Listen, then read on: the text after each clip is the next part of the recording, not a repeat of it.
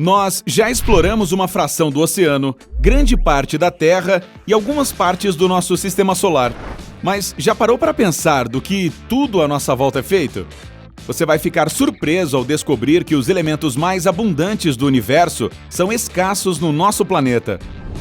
O que acontece debaixo da crosta terrestre é inacessível a nós, mas não por falta de esforço.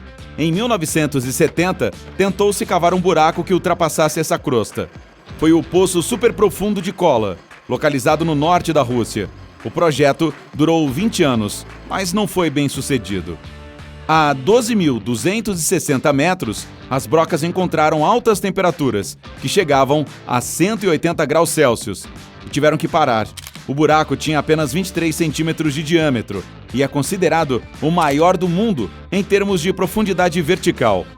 Segundo a Academia Nacional de Ciências dos Estados Unidos, o núcleo da Terra é composto por 89% de ferro, 6% de níquel, 4% de enxofre e menos de 1% de oligoelementos.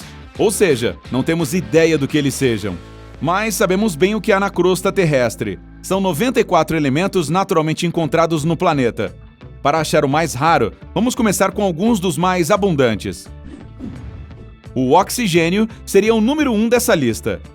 Além de sua presença na atmosfera em forma de gás, ele também está presente nas pedras. Não saia por aí cheirando elas, isso pega mal. Ele está lá como óxido. Ah, já sei o que você está pensando. Então vamos lá. O óxido é uma substância química que tem pelo menos um átomo de oxigênio e outro elemento. Ele é muito comum na crosta terrestre e possui estado sólido. O terceiro elemento mais abundante é o óxido de alumínio. A forma mais natural dele é o coríndon. Aquelas pedras lindas como safiras e rubis são formas de coríndon, mas elas têm cores únicas provenientes de suas impurezas. Por exemplo, as safiras têm aquela cor por causa do ferro e do titânio, enquanto os rubis têm cor de vinho por causa do crômio e uma ajudinha dos lasers. O 10º elemento mais abundante da nossa lista é o hidrogênio. Ele é o mais simples do universo e existe desde o Big Bang. Isso foi 15 bilhões de anos atrás, quando o universo era extremamente denso e quente. À medida que ele foi esfriando, as condições melhoraram para que os blocos de matéria pudessem se formar. Esses eram os elétrons e os quarks. No começo, eles meio que flutuavam, feito um plasma. Depois, foram esfriando e os quarks se concentraram em núcleons. Para entender melhor, pense em como o vapor se condensa em gotinhas de água à medida que esfria. Isso permitiu que alguns prótons e nêutrons se fundissem em núcleos de hélio. Levou cerca de 380 mil anos para que os átomos fossem formados. Em determinado ponto, o universo era composto apenas por hidrogênio. Hoje, é o elemento mais comum, ocupando 73% dele. O segundo é o hélio, que ocupa 25%, e os outros 2% são oligoelementos. O nível de hidrogênio da Terra, porém, é muito baixo se comparado ao do universo. O planeta costumava ter mais desse elemento quando se formou, mas por ser um gás muito leve, acabou flutuando para o espaço. O 17º elemento mais abundante é o carbono, que também é o mais comum nos nossos corpos, correspondendo a 18% de nossa massa. Na verdade, não haveria vida se o carbono não existisse, mas na crosta da Terra, ele é abaixo do zero, ocupando apenas 0,02%. No 21º lugar temos o crômio. Ele é naturalmente encontrado no solo, na água, rochas e até na poeira. Como está presente em todos os lugares, você pode encontrá-lo em plantas, nos alimentos, animais e bebidas. Ele não tem gosto, cheiro nem cor.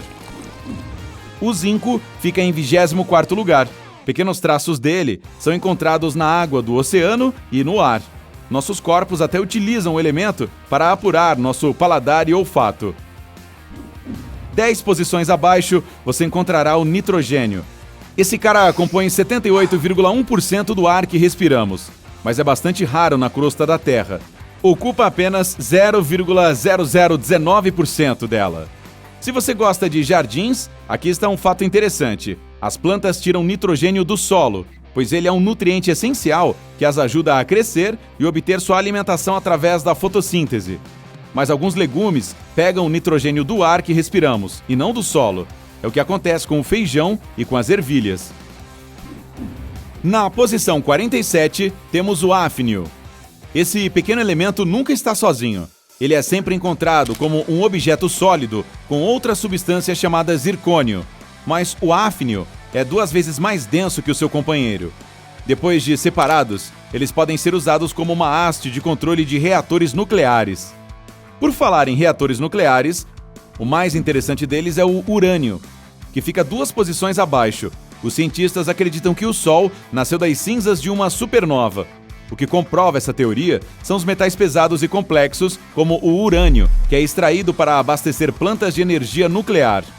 O Sol não tem calor suficiente para criar qualquer elemento mais pesado que o ferro. Então, o urânio só pode ser criado em uma imensa explosão cósmica. Por exemplo, quando uma estrela já gastou todo o seu combustível e seu núcleo entra em colapso.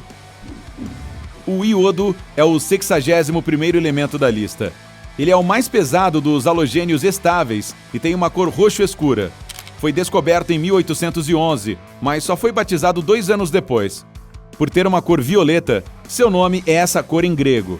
Há mais iodo no oceano do que na crosta terrestre. As algas marinhas são carregadas dele, que na Terra só é encontrado sob o solo, perto de gases naturais e reservas de petróleo. Agora, chegamos ao elemento que fica no lugar de número 72, o hélio. Esse carinha é muito impressionante, é abundante no espaço, mas infelizmente não curte muito a atmosfera do planeta. Mas veja só, o Sol é feito de átomos de hélio e hidrogênio, e sua energia vem deles. Há tanta pressão no Sol que os átomos de hidrogênio colidem uns nos outros para formar átomos de hélio. Isso é chamado de processo de fusão. O que resta é usado como energia. 600 milhões de toneladas de hidrogênio são fundidos em 595 milhões de toneladas de hélio. Então a pergunta é, por que não o encontramos na Terra? Bem, ele não para na atmosfera, pois é leve demais. É por isso que os balões de hélio voam para o céu quando você os solta. O hélio também é o primeiro gás nobre, ou seja, não reage com outros elementos para formar compostos. Os festeiros vão adorar esse elemento aqui. Na posição de número 73, temos o neon. Esse nome significa novo.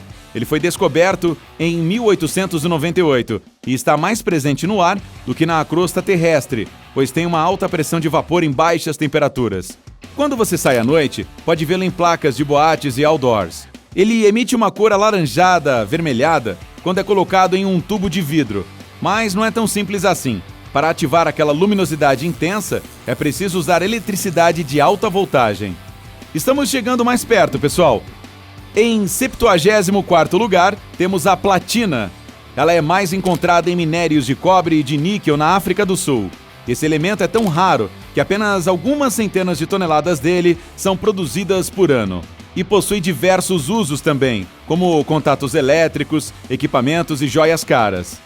Por falar em coisas brilhantes e caras, o ouro vem logo depois da platina. E você já imagina que ele seja bem raro por causa de seu preço exorbitante.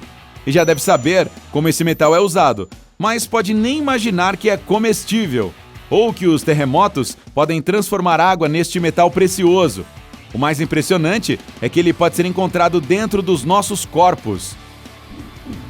E agora, vamos falar sobre o elemento mais raro da Terra, o ástato, com o isótopo mais estável. Tem meia-vida de 8 horas. O resto dele dura menos que 1 segundo ou no máximo alguns minutos. Acho que é por isso que ele recebeu esse nome, que traduzido significa instável. Os cientistas nem conseguem estudá-lo em grandes quantidades, pois suas propriedades desaparecem assim que surgem.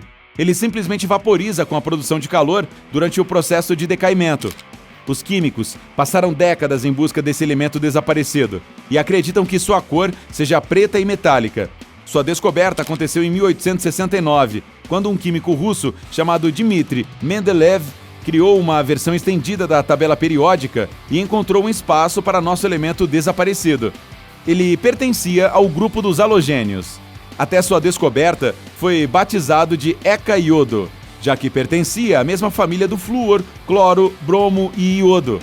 Cientistas do mundo todo tentaram descobrir o elemento e deram diversos nomes a ele, até que a Universidade da Califórnia conseguiu reproduzi-lo. Em 1940, pesquisadores recriaram artificialmente o ástato ao bombardear o isótopo bismuto 209 com partículas alfa dentro de um acelerador de partículas. O ástato com massa atômica 209 e 211 só pode ser criado em pequenas quantidades. O 211 é usado em medicamentos nucleares para tratar certas doenças. É estimado que exista menos de 1 grama de ástato na Terra e que ele vem do decaimento do urânio e do tório. Agora, a possibilidade de nos depararmos com este elemento é de menos de 1 a cada 1 trilhão. E mesmo assim, não vamos saber. Ei, se tiver aprendido alguma coisa nova hoje, curta este vídeo e o compartilhe com seus amigos. E aqui estão outros vídeos que podem interessar. É só clicar no da esquerda ou no da direita e juntar-se a nós no lado incrível da vida.